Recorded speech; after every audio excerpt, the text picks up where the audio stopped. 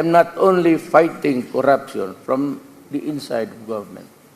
I was fighting corruption and the trafficking of drugs even in my government. Is it wrong for a president to say that do not destroy my country, especially the children, because I will kill you? And that was my order to the armed forces and to the police. I do not aspire to be known. I'm just a citizen, a worker of government. And I will do what I have to do to protect the people, especially the next generation. Mr. President, you have mentioned that the US is your traditional ally. At the same time, as we can see, your country has drastically reshaped its foreign policy. It used to be unilaterally oriented towards the US, and right now your foreign policy is multilateral, multi-vector, and Russia holds an important place in that regard. You've also managed to improve and reinforce your relations with China. How did you do that?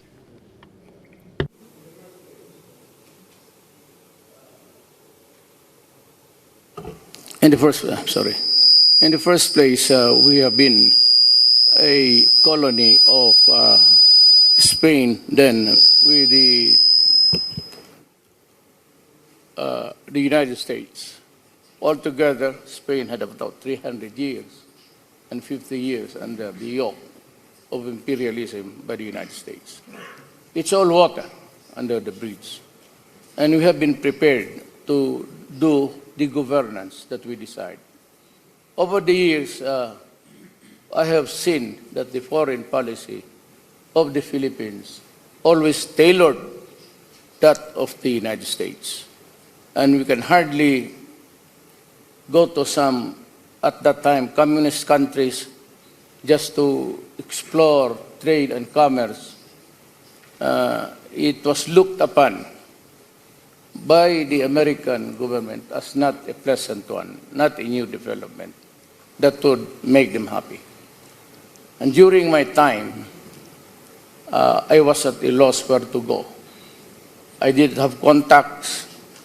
I was not really expected to win the presidency. As a matter of fact, during the last week of the elections, I was in the number 4. But the week before the elections, my rating shot up to 32, and so I won by a landslide.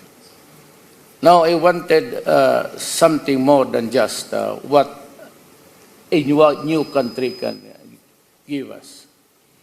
And even in the purchase of arms and the things that they have given us, some were good, some were bad. And products, air assets that were given to us were refurbished from NATO and given to us. And a week after, 3 of those we bought from them crashed, killing all my pilots and crew. 6 helicopters. And that was the time that I was also criticized heavily by the human rights of the United States Congress. And then, to my surprise, even the Human Rights Commission. You know, during the time of 2 presidents ago, we were told by the United States itself that if we do not take care, if we do not watch out, our country will be swallowed by drugs. And it came to pass with about 2 presidents. And we saw mayors, city mayors, and the chairman of the most basic unit of government, 50,000 into drugs. And when I took over, I found out that 9 generals were involved in the trafficking of drugs. I said, I'm not only fighting corruption from the inside of government. I was fighting corruption and the trafficking of drugs even in my government. And that is why I had to do something very fast. And now people say that my pronouncements actually encourage everybody to kill the drug lords and drug addicts. You know, frankly, I would be happy to if that things happen. And I enunciated the rule when I became president. And that was also the same rule when I was mayor for 21 years in a city. And I said that I'm going to build a comfortable city, a safe city, a city where you can walk. And I asked the police, ask your wife and children to walk the streets at night. If they come home unmolested, unbridled by worries, not victims of mugging and crimes, because there were so many addicts in the streets. And I said, I want that kind of environment. Then I proceeded. This I would pose to the entire community of the world. Is it wrong for a president to say that do not destroy my country, especially the children, because I will kill you? And that was my order to the armed forces and to the police. And right now, even as I fly here and go back, there are about, again, 2 generals who are still playing with drugs. And I said, well, I told you, do not destroy my country because it is being flooded with drugs. With so many families created and become dysfunctional. You only have to have one addict in the family and the entire family collapses, becomes a socially disorganized unit. And I had to act fast. And the human rights are accusing me of murdering 70, now it's 20, now it's 7.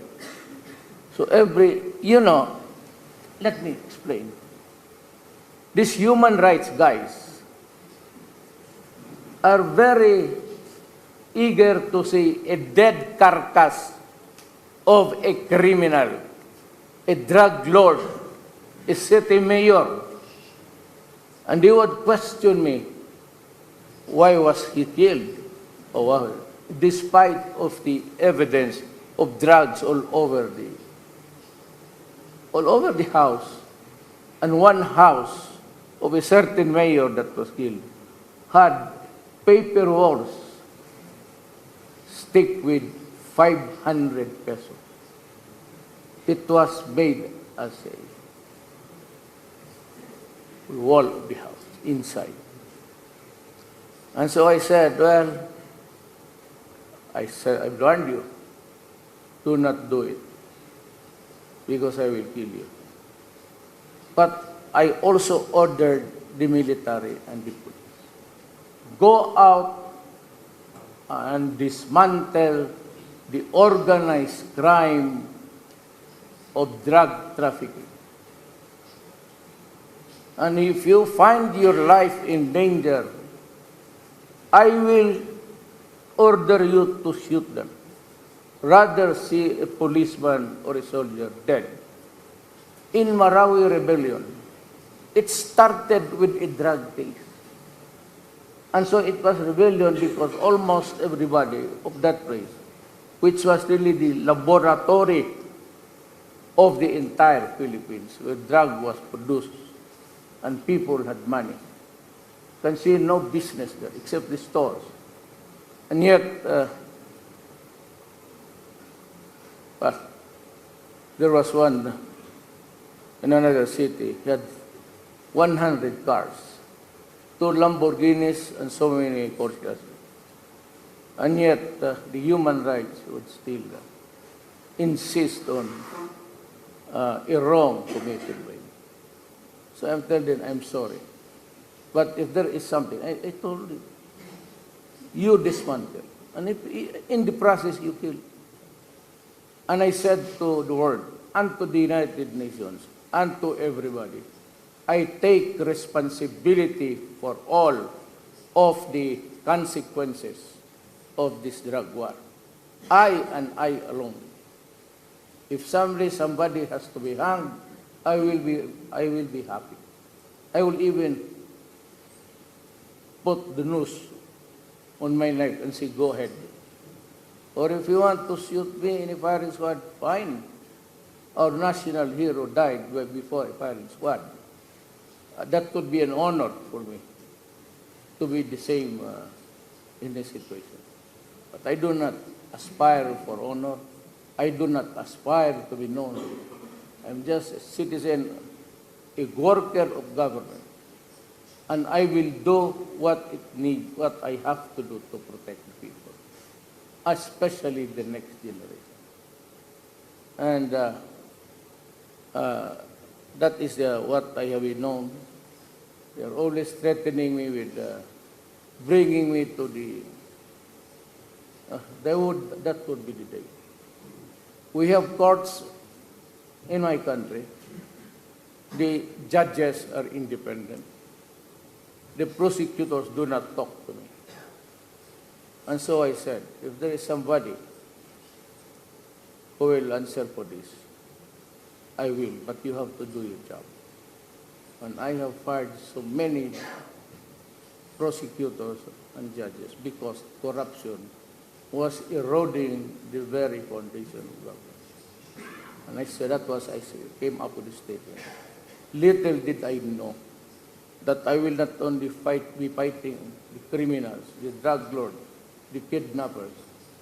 I was fighting men in my own government and the corruption that drugs bring.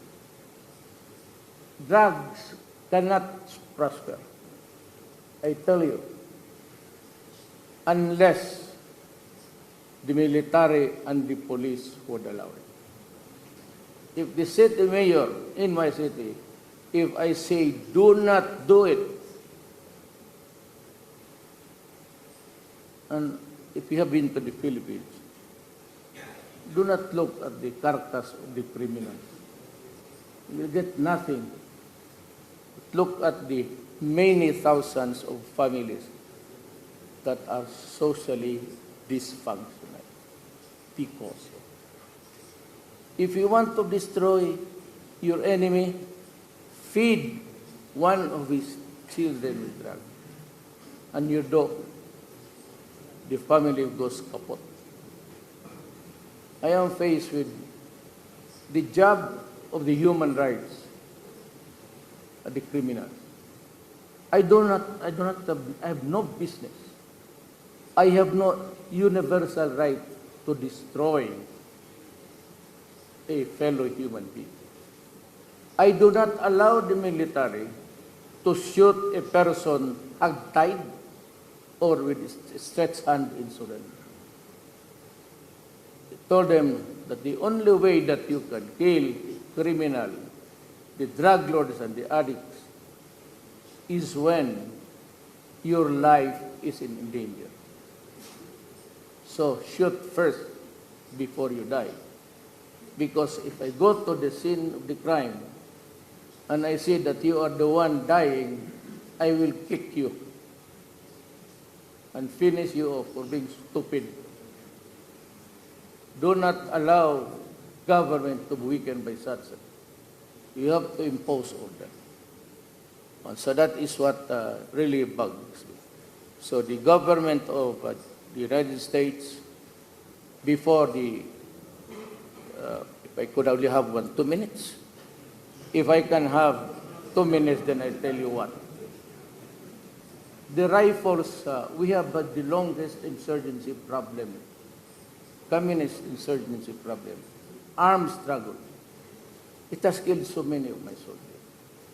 And the rifles were, it has fired so many rounds, it becomes loosened. There is no more rifling. It comes out turning at a very fast rate so that it has own velocity. it can hit the target. Yes. And I tried to buy about 24,000 M16s for my police and military. You know, one congressman in the U.S. or two stood up and said, do not give it to the Philippines, especially to the mayor, because he will use those rifles to kill his own Filipino citizen. And that is really funny. And I would ask U.S. Congress, kindly educate yourself first. You have the CIA. Yeah, they're around. Even here right now, the CIA is listening to us. I am sure they're getting the message up there. With the, kindly be kind to your fellow men. Before you condemn, investigate. And allow us, before you come up with this result, allow us the right to be heard. It is a God-given right to any person. Whether you live in autocracy or a tyranny, every person has the right to be heard. And you know, human right. The United States did not send me. They stopped the rifles at the time when the rebellion in Marawi was brewing. I was here, scheduled to have a series of meetings about trade and commerce. But on the day, I just stayed there for 6 hours. And I'm thankful that President Putin came all the way from somewhere to fly just to be in Moscow to talk to him before I took off. Took us about 5 months to quell the rebellion. And it was only when China and Russia gave us the very well-made guns. The new fighting now is from afar. You don't need to go to your enemy, you just place them at the crossroads. It can hit somebody 2 miles, 2 kilometers away. And those rifles that were that good, if your sniper has been trained properly. That was our advantage, and that is our story. I tried to buy helicopters. And I was looking around South Korea and Russia and Israel. They said, no, you cannot buy. You buy from us. So Bell Helicopter of Canada offered me 10, but with a condition that I cannot use it against my own citizens. I said, look, stupid. I am buying these helicopters because they are killing the people, the rebels, and my military men, and my police. And you sell me a helicopter with the condition that I cannot place armaments, only for transport of dead soldiers. So, wounded soldiers, and for humanitarian reasons. When as a matter of fact, these rebels are rebelling because they want to oust the government. ISIS is there. We're having a hard time fighting terrorism. They blow churches, so many. They blow military camps. The suicide bombers are not from there, but white-looking. I really don't know their nationalities. We do not know because we can only recover bits and pieces of their body. Mr. President, I'm very sorry. I have a reputation in the club to be very unpolite. So I'm sorry I'm intervening, but maybe we go ahead and then come back to you. Yes. Well, yes. Still 1 minute.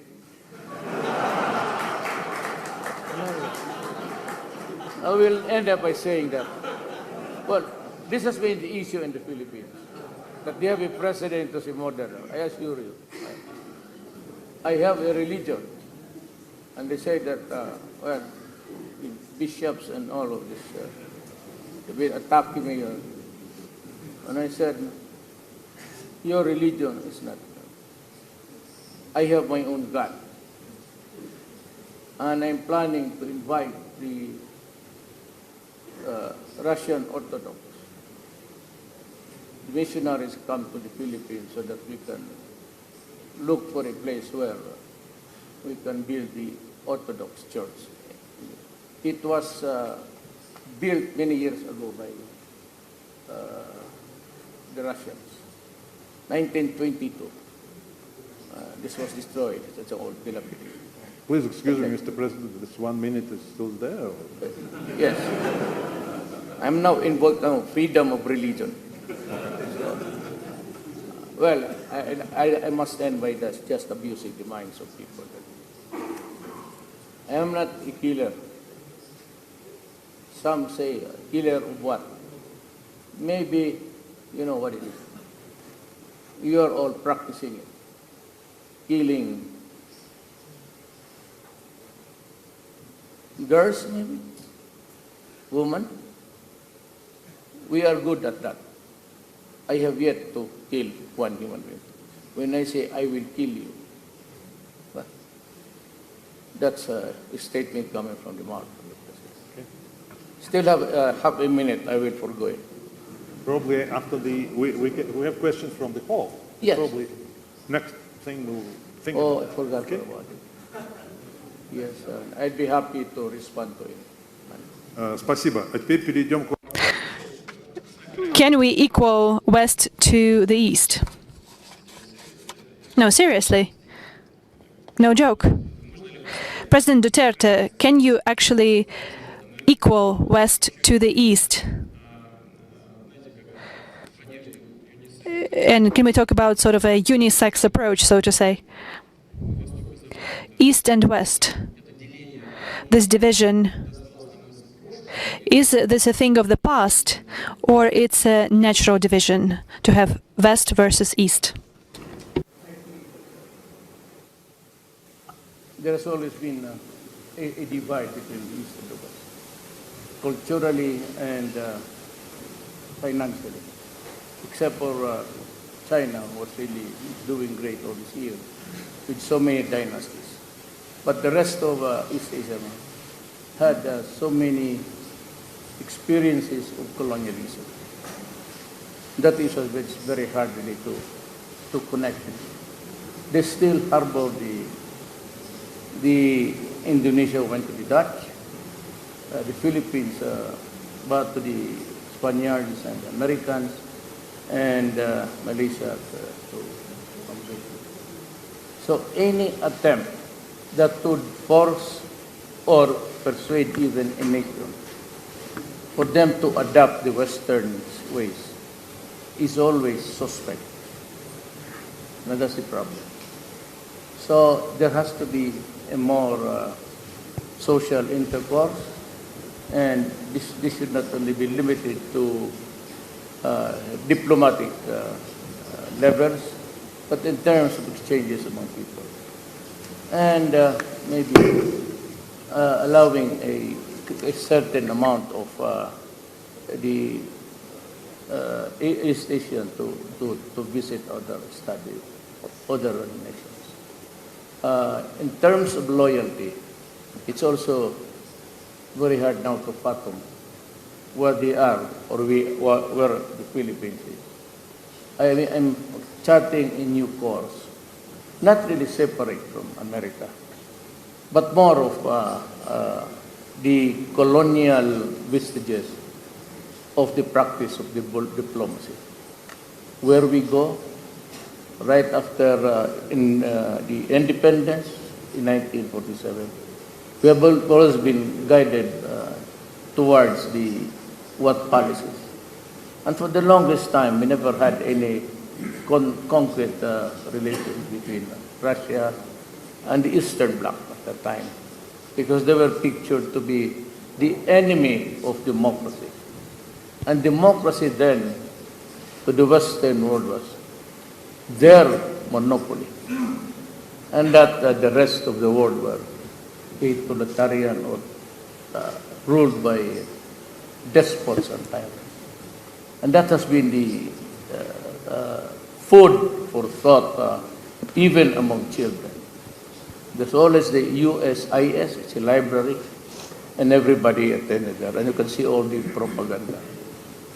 Maybe the next generation will. I am the last baby of my generation. I was born in 1945. Practically, but still, the practice of the Western ways are still there. But intellectually, maybe educationally, it would take time. It is hard for the Filipinos to understand that there's no such thing as a non-democratic government in the Eastern Europe at that time. It was always an American propaganda against nothing from the West. So it was not only after Berlin was liberated, so to speak, and that there was this exchange of ideas now from Germany. But it's not enough. It's not enough.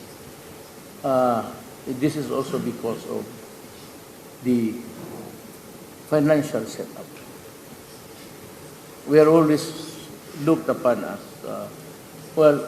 always sometimes the crumbs of your favor. And I think that America is one country who is not treating its former colony right. And for the new generation, and sometimes if you, like me, we have a hurt for being subjugated by foreigners. So it's a colonial thing amongst the East Asia, Indonesia, Malaysia, Brunei, Philippines. It cannot be solved in one diplomatic dinner. You would need about 2 or 3 generations for the Asians to really accept the Western world. And that is true for China. The Opium Wars, the impositions of so many things that destroyed the country. That does not go away suddenly. They always refer it in their history as part of the struggle until now. That portion of having been colonized and brutalized is still a part of the paradigm when they talked about religions.